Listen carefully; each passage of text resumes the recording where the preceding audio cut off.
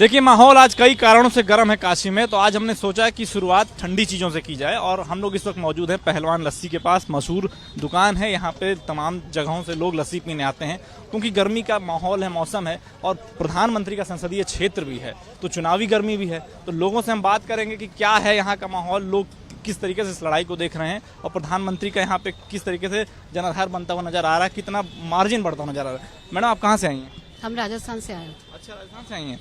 तो आप यहाँ आई हैं, यहाँ पे लस्सी कैसी लग रही है आपको? लस्सी बहुत अच्छी है और हम जब भी हर साल बनारस आते हैं और जब भी आते हैं तो पहलवान लस्सी हम जरूर पी के जाते हैं। तो ये बताइए चुनाव को किस तरीके से देख रहे हैं आप लोग, क्या माहौल आपकी तरफ है और बनारस कैसा लगा? सर अभी तो मोदी लहर है, बाकी हर जगह मोदी लहर है। लगभग हर जगह मोदी लहर है। तो कितना, जैसे कि विपक्ष कह रहा है कि भाई इस बार लग रहा है बदलाव आएगा, जरूरी है, मोदी को हटाना है, आप जनता के मन में क्या है? सर जनता का कोई भरोसा नहीं है, वो किसी भी तरफ जा सकती है। बाकी मोदी लहर है। तो यहाँ आप लोग जब रहने वाले हैं, प्रधानमंत्री लगातार 2-3 बार से जीत रहे हैं, अभी प्रधानमंत्री हैं वो, और उन्हीं का ये क्षेत्र है और अभी लग रहा है लड़ाई सिर्फ मार्जिन की है, वो बढ़ाने में ध्यान दे रहे हैं, इसलिए गर्मी ज़्यादा है। तो क्या लग रहा है? बिल्कुल बिल्कुल मोदी जी की लहर है और मोदी जी यहाँ से बिल्कुल फुल 10 लाख उनका टारगेट है और 10 लाख वोटों से वो जीत रहे हैं। 10 लाख का टारगेट है? बिल्कुल बिल्कुल मोदी जी का टारगेट है इस बार। कैसे पूरा होगा ये? बिल्कुल जनता पूरा करेगी, यहाँ की जनता पूरा करेगी, जिनका उन्होंने साथ दिया है और प्रॉपर विकास किया है जैसे मोदी जी ने। क्या कुछ बनारस को बदलते हुए देख रहे हैं आप? बिल्कुल बहुत कुछ बदला है। आज के 4 साल पहले यहाँ जब मैं आया था बहुत सारी प्रॉब्लम थी, अभी कोई प्रॉब्लम नहीं हो रही है। ट्रैफिक है, थोड़ा बहुत ट्रैफिक का फॉलो बस, और कोई प्रॉब्लम। अच्छा, आपसे मैं बात करना चाह रहा हूँ कि कह रहे हैं एक ट्रैफिक समस्या है और प्रधानमंत्री 10 लाख का लक्ष्य लेके चल रहे हैं, आप लोगों को क्या लग रहा है? भाई देखिए, ये 4 तारीख को ही निर्णय होगा, कौन जीतेगा कौन हारेगा। जनता है, जनता कब किधर कैसे पलटेगी, किधर वोट देगी, इसके बारे में कुछ कहा नहीं जा सकता है।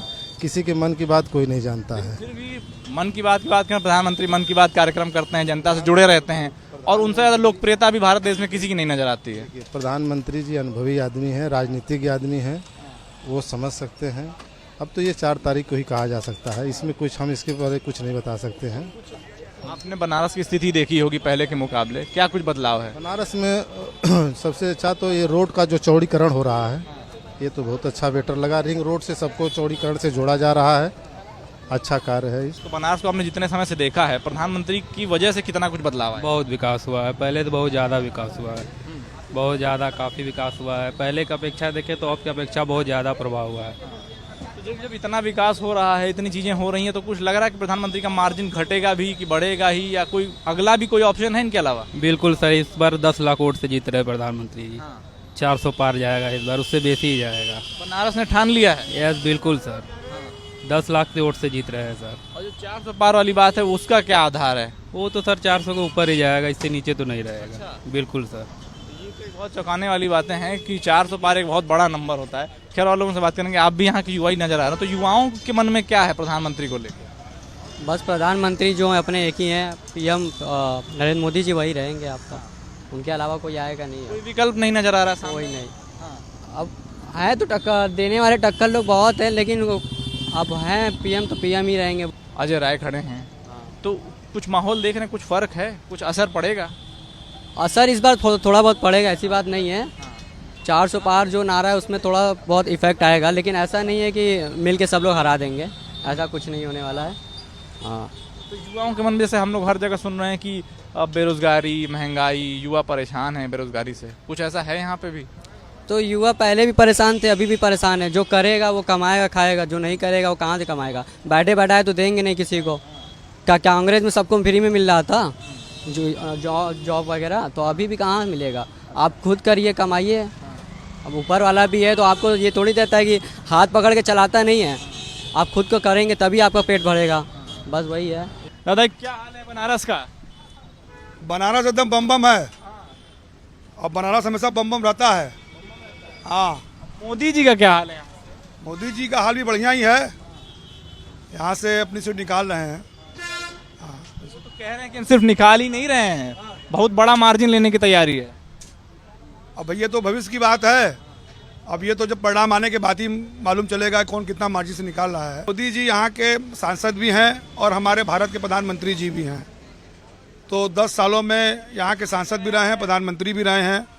तो बनारस में बिजली की व्यवस्था, रोड की व्यवस्था, साफ सफाई की व्यवस्था सुदृढ़ हुई है। रोजगार और व्यवसाय में कितना फर्क आया है? देखिए, रोजगार व्यवसाय में बनारस में तो रोजगार का इजाफा ही हुआ है, इसलिए कि यहाँ पे कॉरिडोर बना है, यात्रियों का हब बढ़ा है, तो रोजगार में यहाँ पे जो है इजाफा ही हुआ है।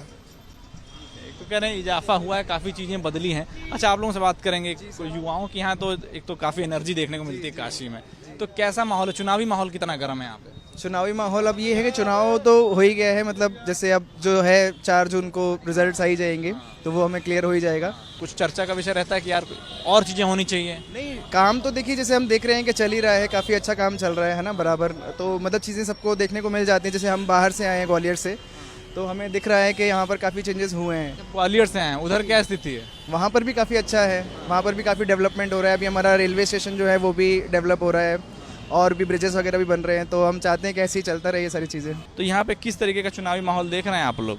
बस सर, हम लोग थोड़ा परिवर्तन चाहते हैं सर। तो क्या कुछ दिमाग में मुद्दे हैं, जैसे अब 1 तारीख को वोटिंग होनी है? बेरोजगारी, सबसे बड़ा मुद्दा बेरोजगारी।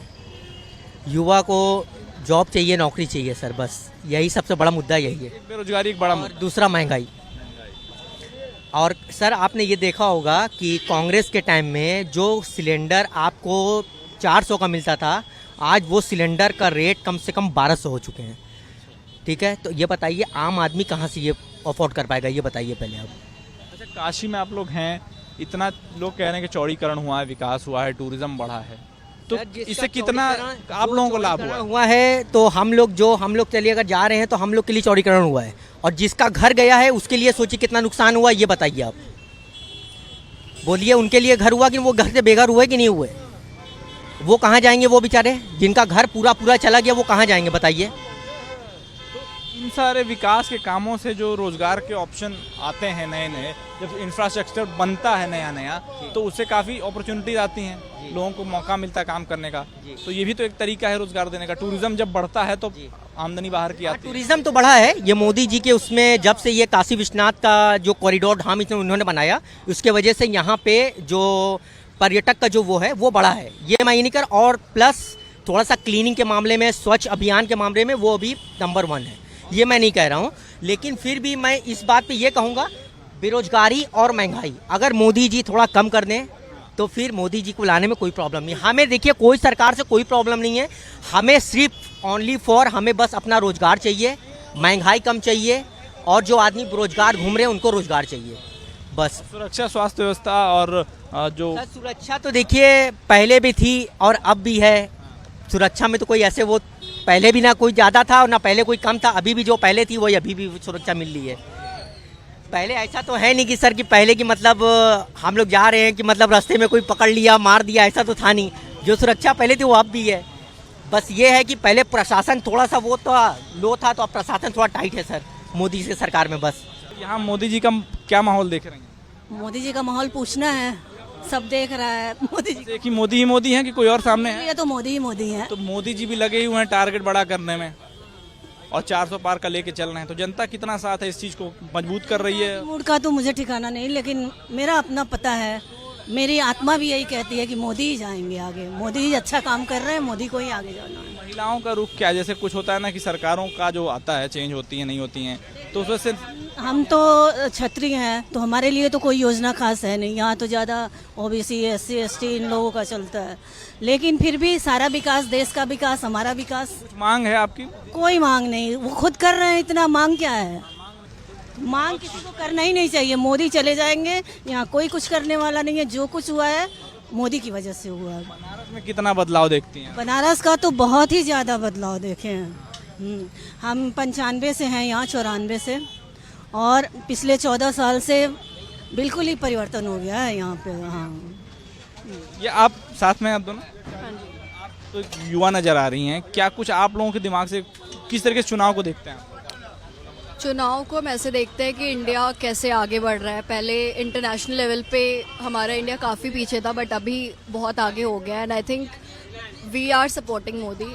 कैसे हॉस्पिटल्स, स्कूल्स, जो भी एम्स एंड ऑल, ये सब कैसे डेवलप हो रहा है, पहले से काफ़ी बेहतर हुआ है। तो I think this is important, and Modi वो कर रहे हैं एंड आगे भी करेंगे। जैसे अभी वहाँ मैडम ने और उन्होंने कहा कि बेरोजगारी एक बड़ा मुद्दा है, तो आप लोगों को क्या लग रहा है इस मामले में? अगर मेरा ये मानना है कि अगर आप काबिल हो तो आपको जॉब मिलेगी, अगर आपके पास नॉलेज है, स्किल्स हैं, हर लेवल की जॉब है तो हर वैसे आपको जॉब मिलेगी। ऐसा कहीं भी नहीं है कि वैकेंसीज नहीं निकल रही हैं, हर जगह वैकेंसी निकलती है। अगर आप उस काबिल होगे तो आपको मिलेगी। सिंपल। देखिए, बनारस के मन में कई मुद्दे ऐसे हैं जिन, लेकिन उसके बावजूद एक जो नाम है वो फिक्स है, प्रधानमंत्री मोदी। और जनता का ये कहना है कि सीटें भी 400 पार होंगी, 10 लाख का मार्जिन भी प्रधानमंत्री छू जाएंगे।